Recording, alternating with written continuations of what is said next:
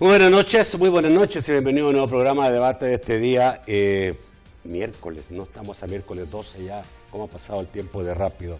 Y obviamente la visita que hizo al país, tengo entendido que ya se fue, no, creo que ya no sigue el país, pero la visita que hizo al país el enviado del presidente Biden, Ricardo Zúñiga, despierta todo tipo de reacciones. Es un tema importantísimo, no sobre todo, digamos, por la posición que está teniendo Estados Unidos y la Unión Europea con respecto al país, sino que con lo que pueda pasar en esas, posteriormente a estos hechos que tienen que ver básicamente con la destitución de los magistrados y también del fiscal general de la República.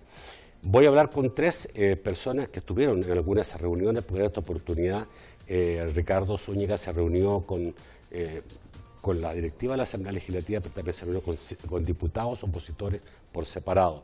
Se reunió con diferentes personas, digamos, al acontecer nacional, como mis tres invitados. Tengo entendido que también tuvo una reunión, bueno, con el presidente de la República, la canciller, etcétera, etcétera. Y fue más claro que nunca, y hay frases, digamos, de él que denotan exactamente la posición que él va a entregar al presidente Biden y al Congreso de los Estados Unidos, así como al Departamento de Estado. Sobre esto conversaremos esta noche. Mis tres invitados tuvieron una reunión. Yo no sé si ellos pueden revelar lo que se conversó en la reunión. Si no se puede, no hay ningún problema, pero sí se puede hablar de lo que públicamente se ha dicho. ¿Estamos claros?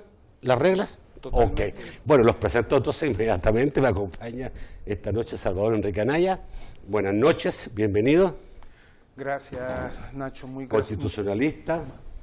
Buenas noches, Nacho, y buenas noches a toda la teleaudiencia y a los que nos miran por medio de internet y todo, pues, y gracias por el espacio para compartir.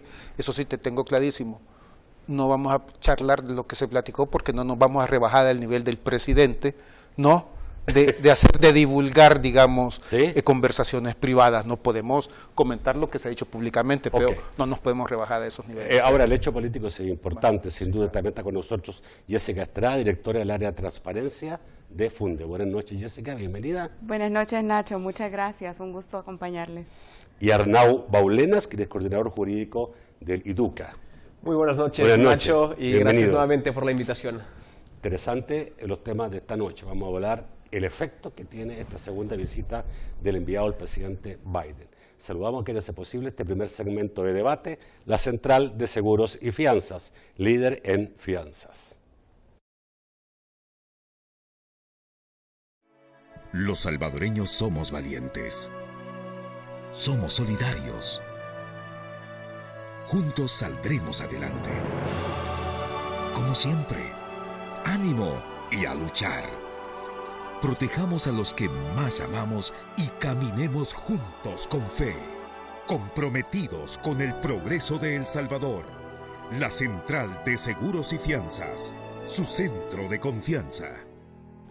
Bueno, tengo dos frases que a mi juicio resumen y ejemplifican exactamente el pensamiento o lo que vino o lo que dijo textualmente Ricardo Zúñiga tras su visita al país.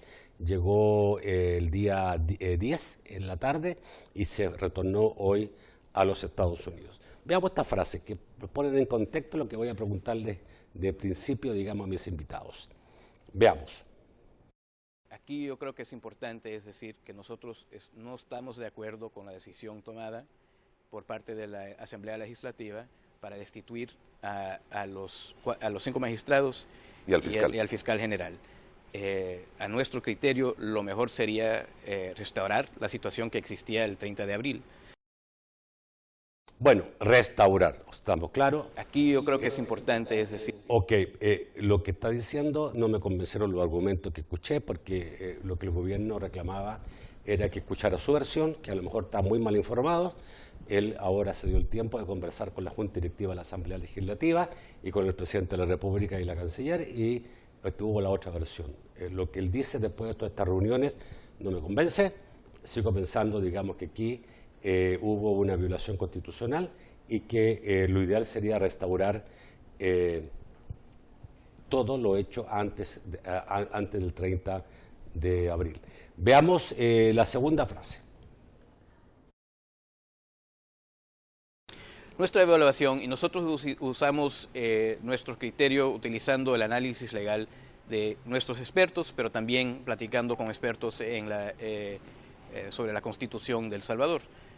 Nuestra visión, o nuestro punto de vista, es que la decisión del 1 de mayo no fue apegada a la ley, ni a la Constitución, ni al procedimiento legal de la Constitución. Ni en el caso de los magistrados, ni en el del fiscal general. Bueno, agradecemos a Moisés Urbina que nos concedió la posibilidad de mostrar esta parte de la entrevista de esta mañana.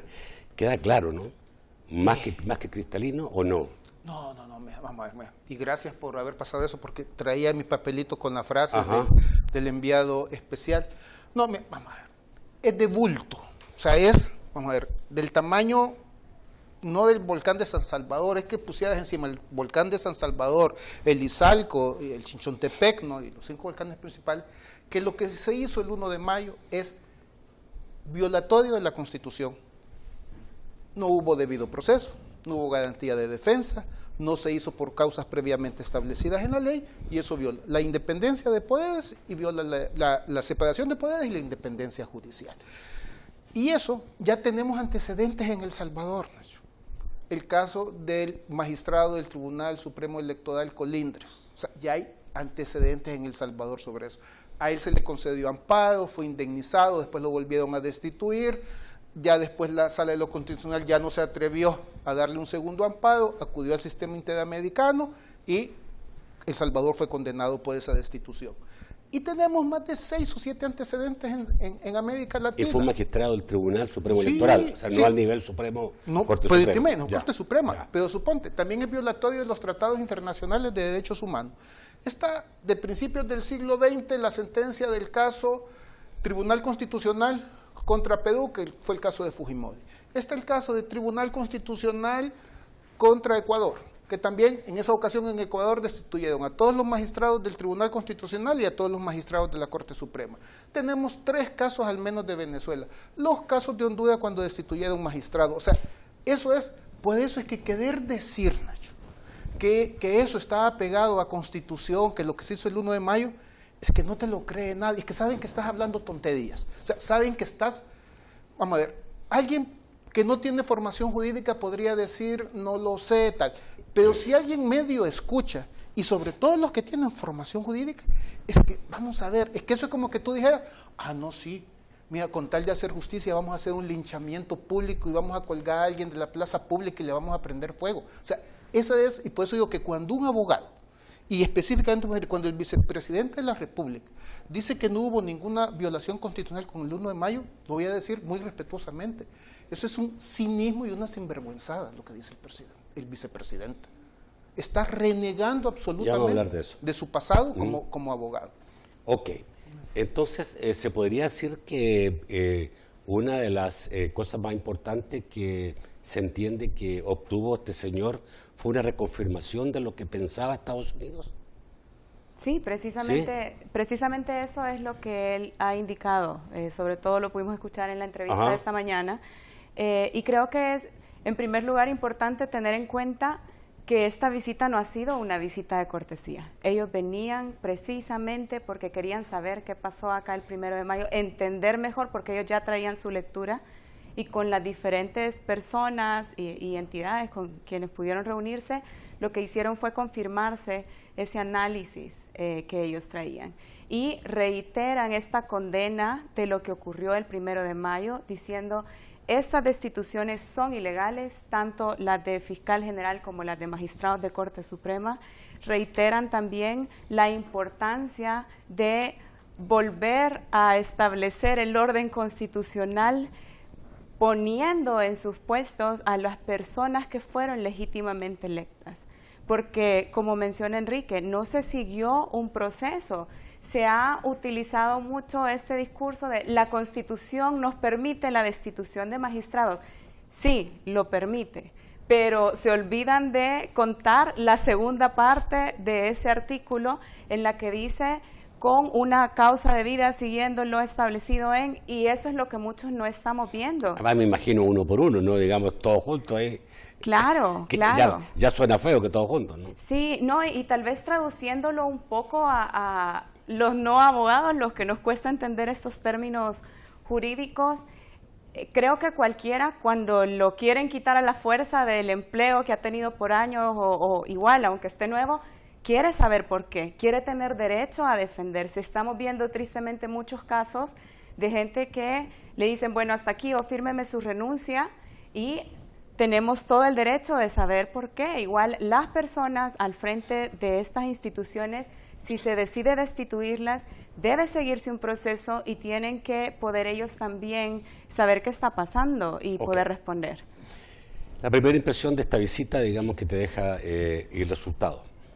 Creo que hay algo muy relevante y hay que destacar, y es que el señor Zúñiga no dio declaraciones públicas hasta después de haber escuchado todos los actores. Y creo que esto es algo notorio, porque si él hubiera llegado ya con un discurso y ante los medios hubiera dicho yo creo esto, y luego hubiera escuchado el gobierno, hubiera escuchado la Asamblea Legislativa, alguien podría decir, bueno, es que ya venía con una agenda clara.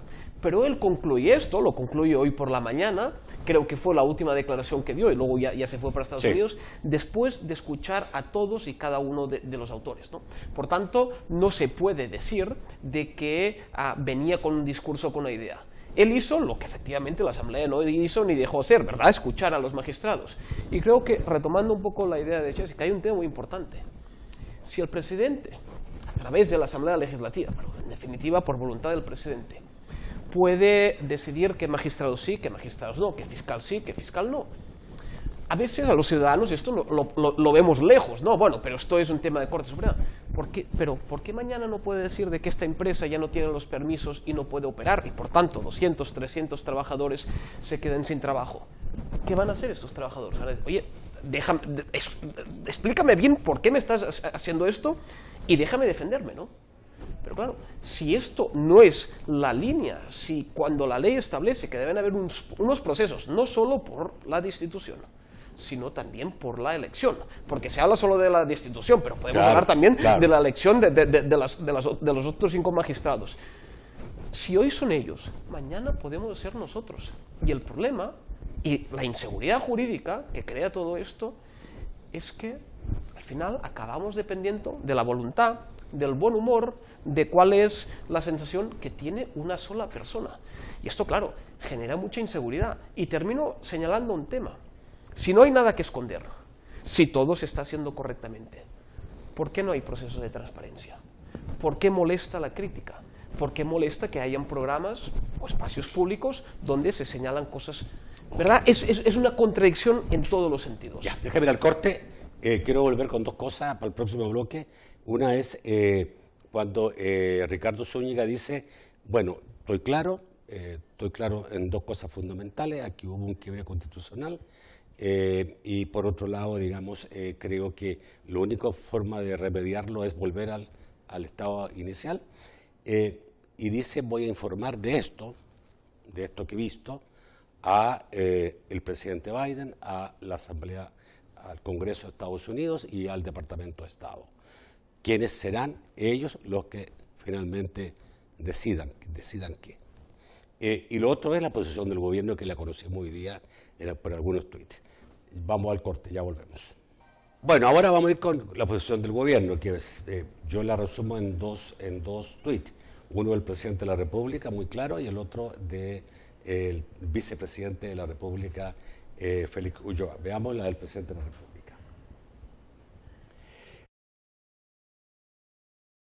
Pasado, con mucho respeto y cariño, los cambios que estamos realizando son irreversibles. No vamos a volver al pasado, iremos hacia el futuro. Quisiéramos que nos acompañen, pero si no lo desean, los comprendemos. Bendiciones. ¿Ok?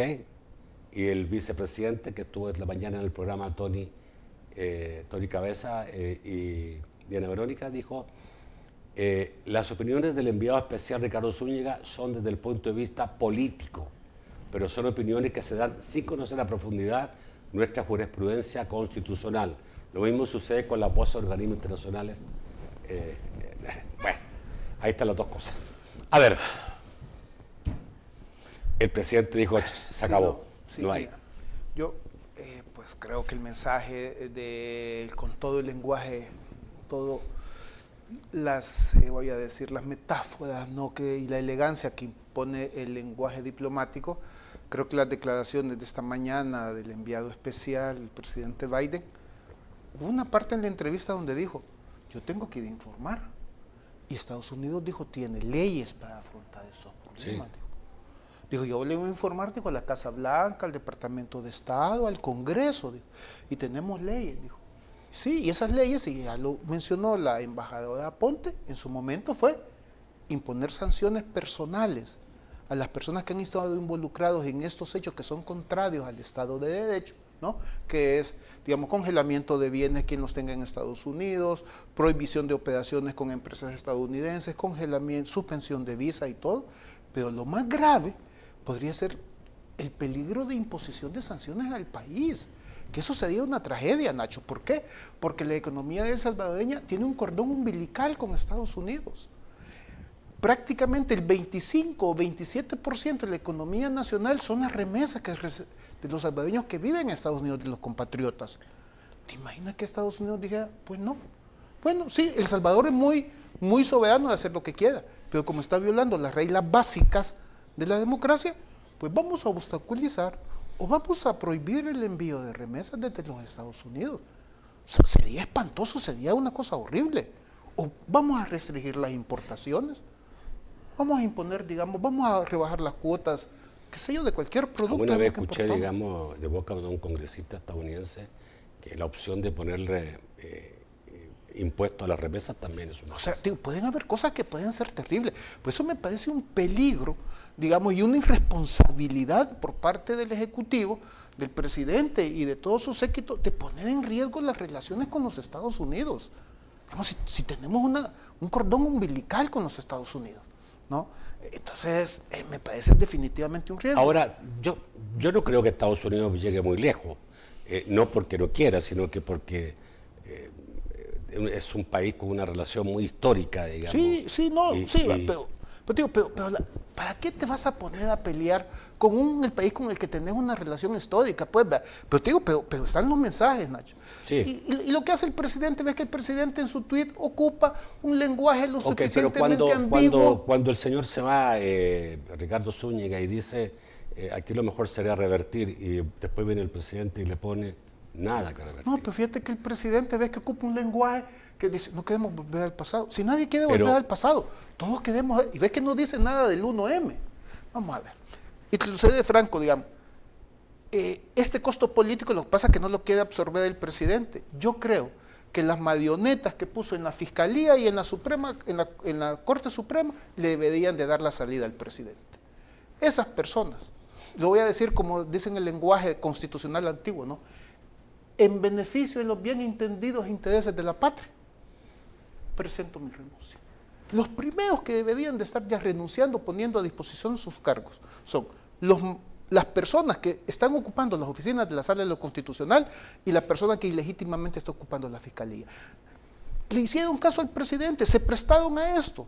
Deberían de ayudarle al presidente a salir de esto, porque el presidente no quiere asumir esa responsabilidad política. Sabemos que el presidente después se contradice, ¿no?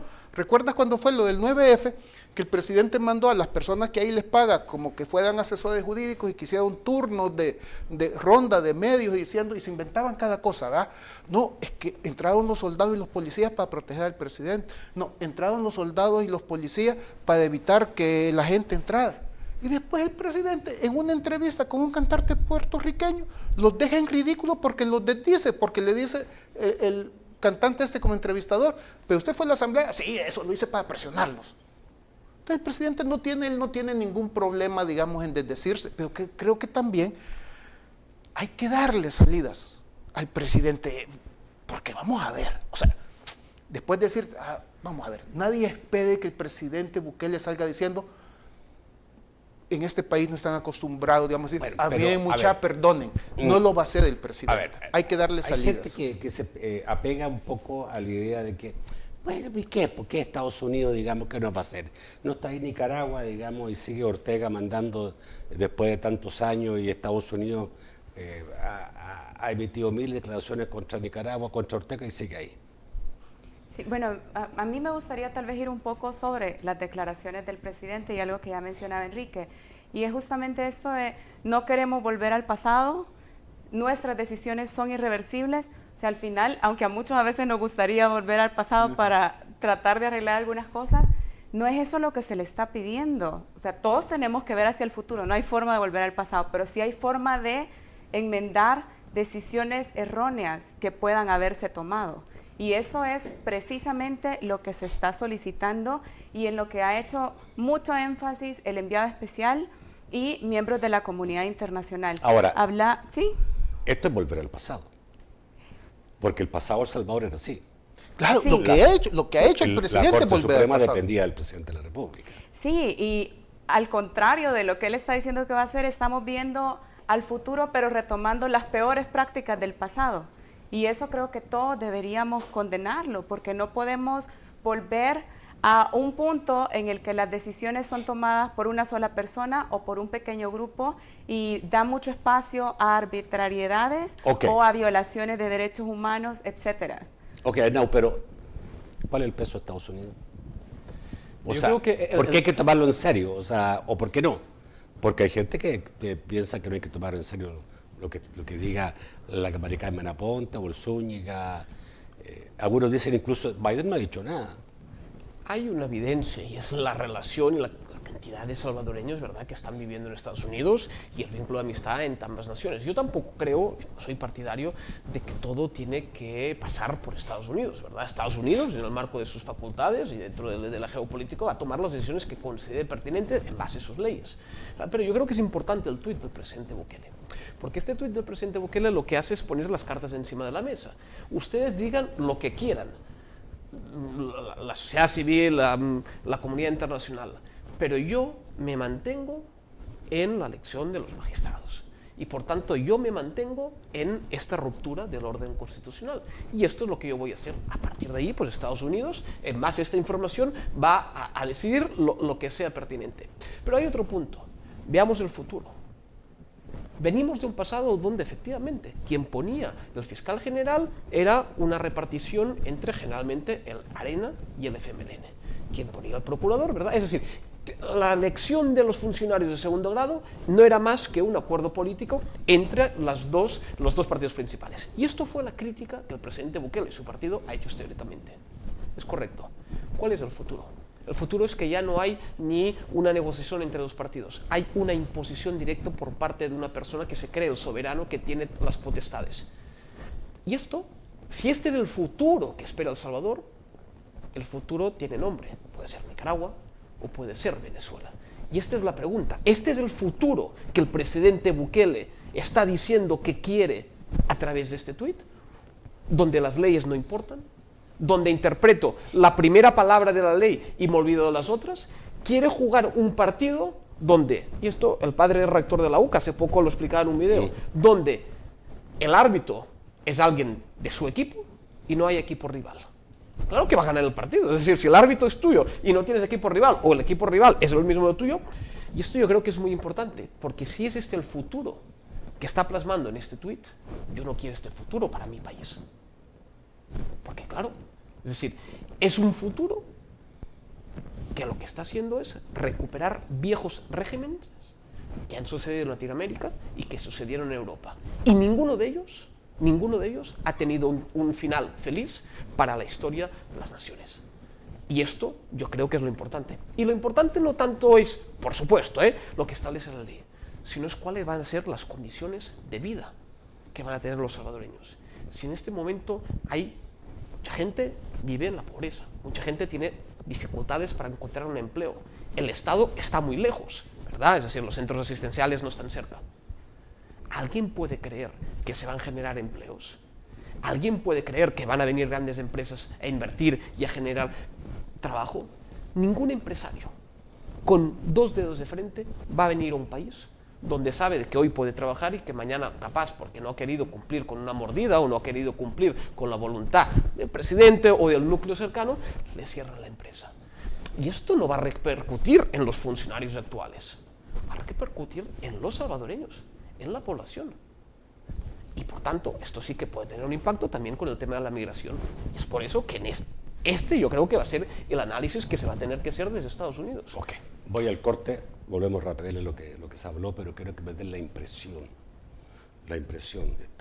Obviamente todos sabemos que es un muy hábil negociador, fue negociador en el tiempo de Obama en todo lo que fue el acercamiento con Cuba.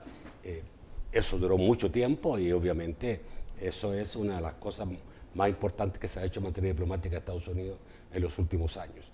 Pero en términos, digamos, de la decisión de él, de su posición, ¿cómo lo ven? O sea, ¿es un hombre solamente recabar información o es un hombre que está tomando muy en cuenta, muy en serio lo que está pasando en el país?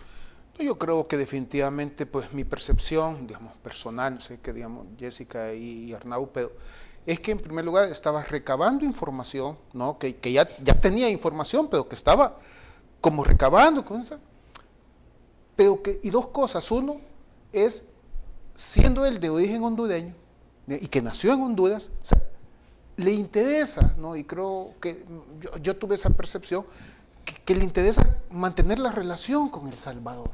O sea, quiere cuidar esa relación con El Salvador, ¿no? O sea, es decir, y quiere que los dos países nos entendamos y que nos llevemos bien y que hagamos negocio y que veamos los problemas reales que nos afectan, ¿no?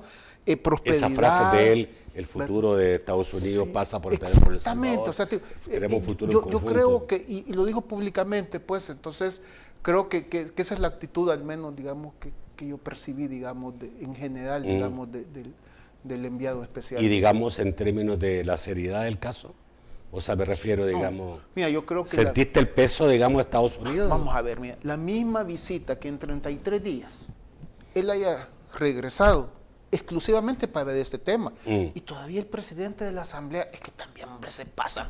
Dice el presidente de la Asamblea, le preguntan, y dice, no, ese tema no lo tocamos, ese tema ni lo vimos.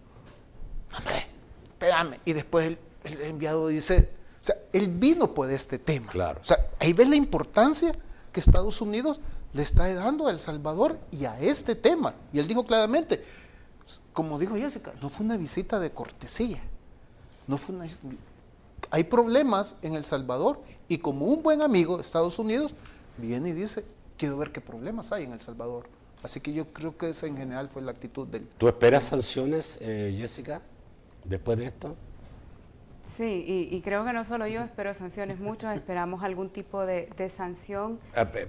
No me refiero como deseo, me refiero, digamos, en términos de como conclusión de la situación. Sí, y él mismo lo ha dado a conocer, pero recordemos, ahí no está una sola persona tomando las decisiones. Y de eso se trata también la democracia. Él está ahorita recabando información, fue muy importante, ya lo mencionaba Arnau hace un momento, que antes de poder él dar una opinión, aunque ya traía estudiado lo que está pasando, él se reunió con diferentes actores, con diferentes sectores de la sociedad. Y aquí no podemos decir, no, es que mire, hay que ver las dos caras de la moneda, porque él se dio ese trabajo junto con su equipo, y a partir de todos estos insumos que él ha obtenido de las diferentes reuniones, los traslada y van a ver qué acciones pueden identificar para tratar de enmendar el rumbo. Al final la decisión es nuestra, pero todos los países que tienen un compromiso con la democracia y que han trasladado su preocupación por lo que ocurre en nuestro país, están viendo de qué manera se puede devolver ese orden constitucional, ese respeto a los valores y principios democráticos. Y nosotros mismos tenemos que hacer un examen cada uno de qué es lo que estamos perdiendo al permitir este tipo de comportamientos. Entonces, yo no dudo que van a haber acciones, son muchas las que se han hablado, varias de estas las daba a conocer la misma ex embajadora Ponte, probablemente no todas estas se impulsen, ellos van a identificar aquellas que se ajusten mejor, porque lo que sí están claros es que las relaciones no pueden continuar como si nada ha pasado cuando ha habido un acto como, bueno, varios, como los que vimos el 1 de mayo. Entonces, en eso sí ha sido completamente claro el mensaje y nosotros tenemos que estar también esperando, pues toda acción trae una reacción. Y ellos, como nuestros principales socios, como mencionaban ya, tantos salvadoreños viviendo en Estados Unidos y demás, también están viendo de qué manera pueden contribuir a que nuestro país prospere y que también ese era el propósito de la primera Arnau, visita. el tema CICIES, ¿Qué impresión te queda? Porque después de lo que ocurrió con la destitución del fiscal y algunas palabras que se dijeron en ese sentido, es que la CICIG ya no estuvo nada. Viene nuevamente este señor y sí dijo que para ello la CICIG tenía que seguir. ¿Qué impresión te queda a ti en términos de las CICIG? Creo que hay que hacer algunos matices, ¿verdad? Hay un acuerdo ejecutivo entre las CICIG y el gobierno ejecutivo y por tanto esta es la facultad legal por la cual la CICIG está aquí. Primer punto. Así que han habido movimientos internos dentro de la Fiscalía, incluso creo que la dirección especializada, ¿no? La persona que está dentro de la dirección especializada, pues ya no está trabajando para la institución. A mí no me sorprende de que un nuevo fiscal, ¿verdad? El fiscal, pues no, está claro, pero no, yo lo que después de la reunión con Zúñiga, ¿te queda claro que la CICIG va a seguir, pero cómo va a operar? Si el gobierno no le va a dar insumos y menos, digamos, si está investigando el gobierno. Es que hasta donde tengo entendido, la visita de 3 días no era para estar analizando la situación de la CICIG, sino era concretamente, o al menos así se expresó públicamente en los comunicados, para analizar la situación que se dio el 1 de mayo. Creo que la visita que se hizo hace un mes aproximadamente, allí sí que se habló de las CICIG. Yo lo único que esperaría es que se dé cumplimiento a una promesa electoral por parte del partido oficialista, y es de apoyar las CICIG. Lo que no puede ser es que cuando ves que las CICIG está coadyuvando a investigar tu propia corrupción, luego digas que no. Porque claro, qué bonito tener un órgano que investiga la corrupción de los otros, pero tu corrupción no te gusta. Ok. Voy a mostrarles, no sé si lo tenemos también, verlo en pantalla, si veámoslo, un nuevo tuit del presidente, este está fresquito, 8:32. Por primera vez en 200 años el establishment salvadoreño está completamente derrotado. Es que francamente te diría, digamos, yo comentar esos tuits del presidente, digamos, esa cosa de estamos haciendo historia, 200 años, o sea, como que la historia salvadoreña hubiera nacido el día que él ocupó la presidencia, o sea, esos son, digamos, esos son mensajes para sus seguidores, ¿no? Esos son mensajes, esas son arengas. Eso es como que tú estás en el estadio y alguien dice, no sé si, disculpen, no sé, alguien empieza a decir, ¡viva el FAS! ¡Viva la Alianza! Y todo el mundo grita. Y le agregan algo más.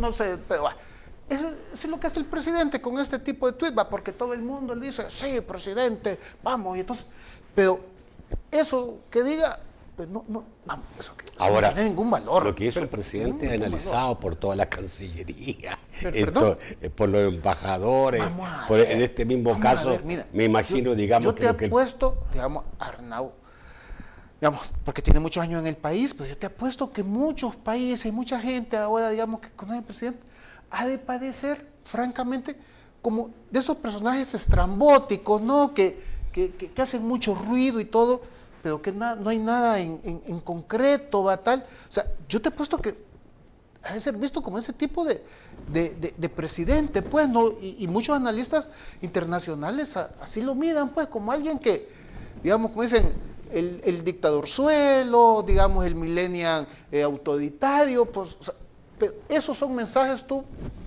para sus seguidores, pero francamente eso no tiene ningún valor.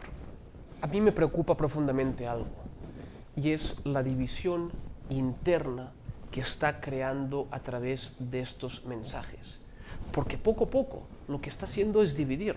Unos son los buenos, otros son los malos, ¿verdad? Hace poco, incluso enfrente de la Fuerza Armada, creo, dando un discurso, hablaba de enemigos internos.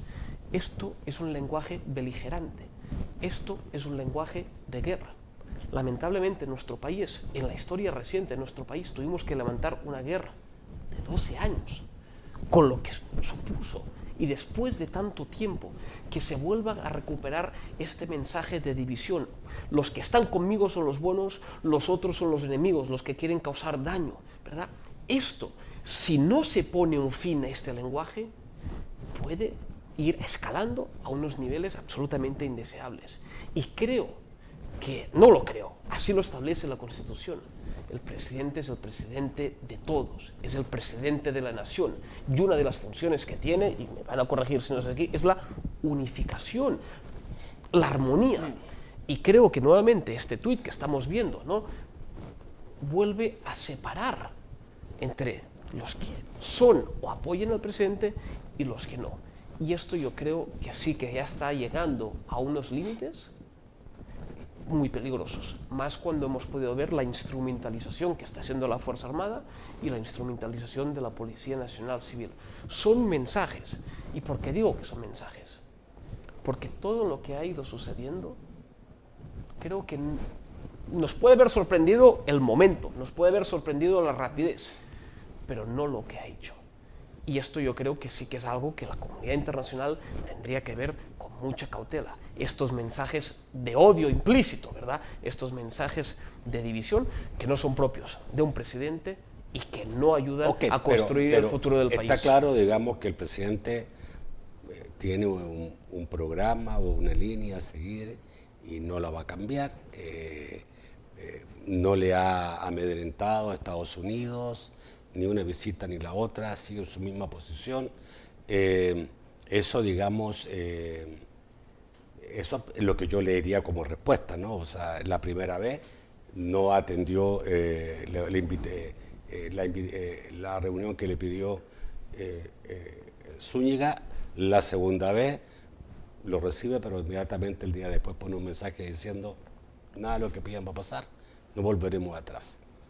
Bueno, de pronto parecen ser mensajes un tanto caprichosos o respuestas sin darle mayor pensamiento sobre las implicaciones que puede traer.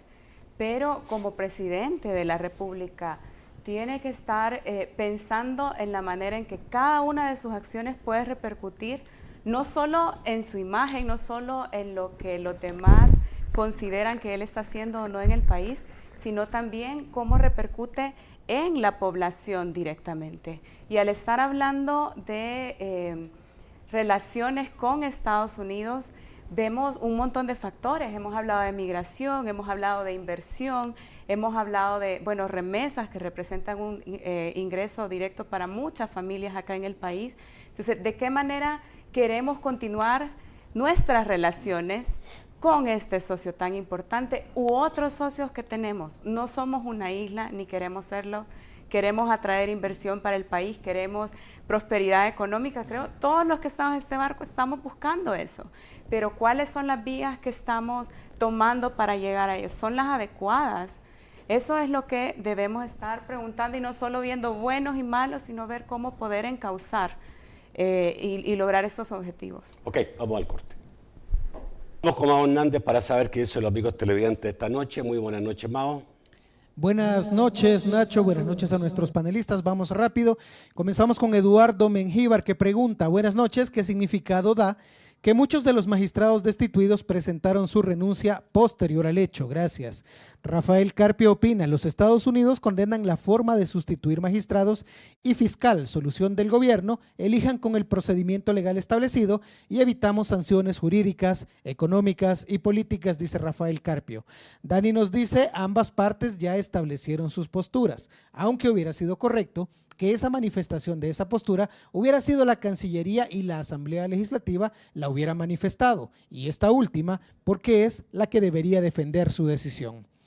Jaime Carballo opina: el sistema ha sido violentado. El pueblo y los juristas no hemos hecho nada, con o sin razón, pues la sala desestimará todo. ¿Qué pasará entonces jurídicamente a El Salvador? ¿De quién entonces es competencia parar lo que sucede y lo que vendrá? ¿De quién ha sido la culpa?, cuestiona Jaime Carballo. Rogelio Rivera opina: refrán muy conocido, quien paga el mariachi pide la canción. Estados Unidos paga el mariachi por donde lo quieran ver u oír. Finalmente, Roberto González pregunta: ¿será que el orgullo del presidente Bukele no le permite rectificar cuando pueda haber cometido un error reconocido por la mayoría de países del mundo? Lastimosamente, la soberbia personal nos saldrá carísima, dice Roberto González. Vamos al set para respuestas.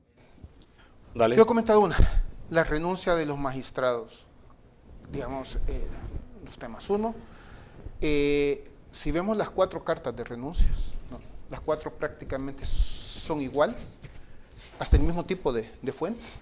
Solamente la del magistrado Sánchez, y me atrevo a decir el nombre porque en mi conocimiento ha sido un juez de carrera por más de 20 años con una trayectoria intachable, que me parece una vergüenza que lo estén acusando de lo que lo están acusando, que no ha sido nada en concreto, pero en fin, que él pone una frase que me parece que es un grito de ayuda, que dice: no están dadas las condiciones para ejercer las funciones de mis funciones, dice, sobre todo, dice, porque miembros del Ejecutivo y diputados saben de la grave enfermedad de mi única hija que está en el Hospital Rosales.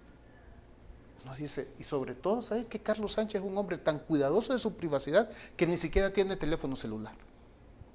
Que haya puesto ese mensaje nos está diciendo: estoy amenazado. Y también prácticamente lo dijo el magistrado Avilés, que no ha renunciado, en la entrevista que dio a un medio digital, y dijo: me llamaron por teléfono una persona que me conoce y me dijo: tengo tu renuncia lista, te conviene firmarla. Es un mensaje de mafia, es un mensaje mafioso, es un mensaje de Madero. Así lo digo tan terrible, pues, porque, claro, eso no te están amenazando directamente, pero eso es como Don Corleone, ¿va? Voy a hacer una oferta que no podrán rechazar. Entonces creo yo que francamente, digamos, los magistrados han sido coaccionados para renunciar, pero de todos modos, Nacho, y esto es importante, en los nombramientos, y no voy a entrar en muchos detalles, son totalmente, digamos, ilegales, y podríamos entrar en muchos detalles, pero recordemos que la Sala de lo Constitucional declaró inconstitucional la destitución. Okay. Por lo tanto, ya no había vacantes que cubrir. No habían vacantes. Tengo que 2 minutos nada más, o 3, 2 minutos. Uno para cada uno. Uno para cada uno, está difícil. Bueno, no, yo también quería reaccionar sobre el mismo punto de los magistrados, porque me parece súper importante señalar que es evidente la coacción a la que fueron sometidos para renunciar, y por tanto esas renuncias no deben considerarse como válidas. Por eso es tan importante, y todavía estamos a tiempo de corregir, restituir a estas personas en el puesto, y los que fueron nombrados, bueno, sustituidos, como la palabra que ellos utilizaron, no deben considerarse como los legítimos. No se siguieron los procesos, no se ha comprobado la trayectoria que estas personas tienen, que por eso hay un proceso tan largo para selección de magistrados, y por supuesto independencia, moralidad notoria y etcétera, que ya nos habían quedado debiendo para ese tipo de procesos, y al hacerlo express nos van a quedar debiendo mucho más. Alguien decía por ahí, ¿de quién es la culpa? Pues creo que un poco de todos.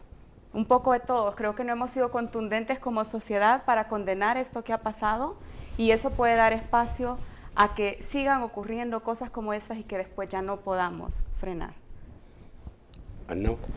Creo que un mensaje de conclusión general es que hay una responsabilidad compartida, y creo que es muy triste en nuestro país ver personas que realmente tienen un poder fáctico, que en lugar de pensar en el futuro, en lugar de pensar que puede haber un bienestar económico, simplemente están pensando en hacerse más ricos y apoyando situaciones y apoyando esta soberbia presidencial, no porque ayude al país, sino porque ayuda a crear más autorriqueza, ¿verdad? En detrimento de la gente que vive en condiciones de vulnerabilidad, sin beneficio para el país, solo pensando únicamente en lo bien que les puede ir teniendo ciertas amistades, ¿no? O estar cercano a estos grupos. Creo que es una responsabilidad que tenemos todos, decir las cosas por su nombre, no ser cínicos, ¿verdad? Y lo que se puede hacer desde el exterior se va a hacer desde el exterior, ¿no? Pero partir de una autorresponsabilidad y autoanálisis, porque el cambio al final viene de uno. No podemos esperar grandes cambios si nosotros no empezamos dentro de nuestra parcela. Gracias, Arnau, Gracias por a estar usted, esta noche. Nacho, como Muchísimas siempre, gracias, gusto. Jessica. Gracias, Nacho. Muchísimas gracias, Salvador Enrique. No, hombre, sí, hoy Quique, más me pusieron conocido. Salvador, dije, vaya, dije yo, ya no me reconocen, dije, pero bueno, es mi nombre también, ¿no? Pero ok, no, muchas gracias. Pero Nacho. te conoces como Quique Aray. Sí, claro. Muchísimas gracias. Los tres estuvieron en reunión con Ricardo Zúñiga, y creo que, digamos, son parte, digamos, de esa selección que ha hecho el gobierno estadounidense de reunirse con algunas personas importantes del país para conocer realmente lo que ha pasado en los últimos días y tomar una decisión. Nos vemos mañana a las 8 de la noche en un nuevo programa de debate. Que pasen Buenas noches.